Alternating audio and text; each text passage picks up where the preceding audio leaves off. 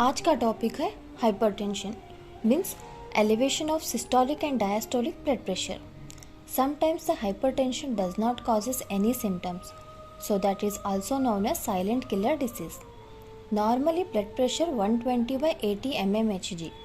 जो 120 है वो सिस्टोलिक ब्लड प्रेशर है जो हार्ट के कॉन्ट्रैक्शन करता है, और जो 80 mmHg है वो डायस्टोलिक ब्लड प्रेशर है जो हार्ट के रिलैक्सेशन को शो करती है.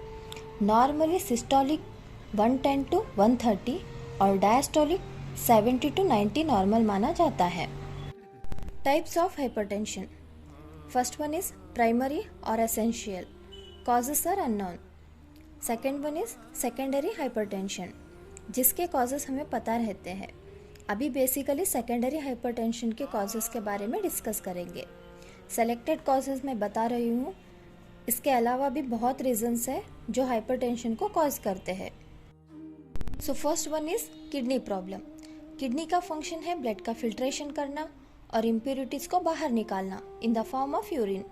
जब इस फंक्शन में कोई एबनॉर्मलिटीज़ होगा तो, या फिर किडनी में कोई डिसीज़ लाइक नेफ्राइटिस एक्सेट्रा हुआ तो किडनी अपना प्रॉपर फंक्शन नहीं कर पाएगी.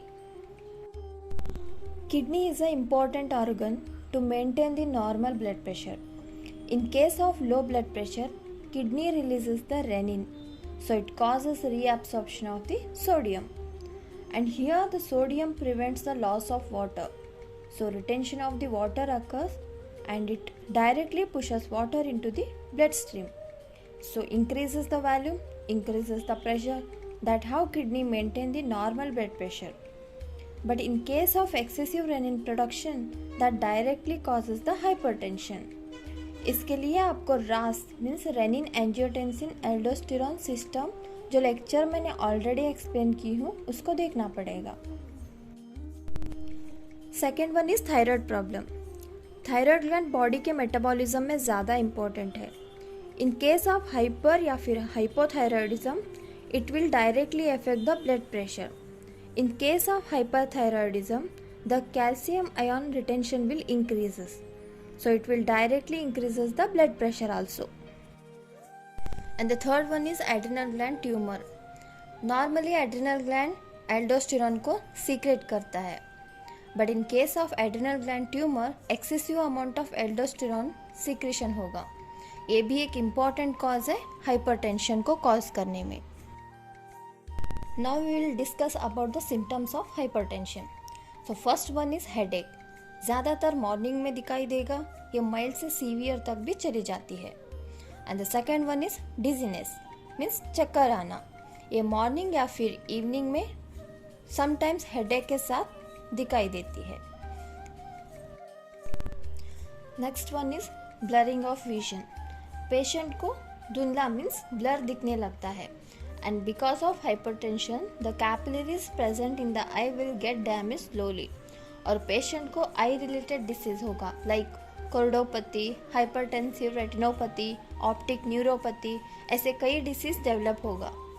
देन नेक्स्ट फैटिग मीन्स थकान महसूस होता है, बिकॉज इसमें हार्ट का जो पंपिंग कैपेसिटी डिस्टर्ब रहता है और लंग्स को जो ऑक्सीजन एक्सचेंज कैपेसिटी है वो कम होगा. So due to the lack of oxygen body को फैटिग महसूस होता है. The next one is chest pain. ये पेशेंट को कभी नेग्लेक्ट नहीं करनी चाहिए.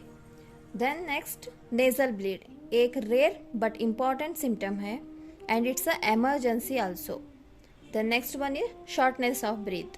Because of continuous damage to the heart, brain and lungs, the disease like pulmonary oedema, heart attack, angina develops. So it causes the shortness of breath. Next symptom is hematuria, that is blood in urine, also known as pink urine. It's a rare symptom of hypertension. This is because of continuous damage to the vessels of the kidney. Then other symptoms of high blood pressure is confusion, nervousness, loss of sleep, weakness, palpitation, flushing and sweating.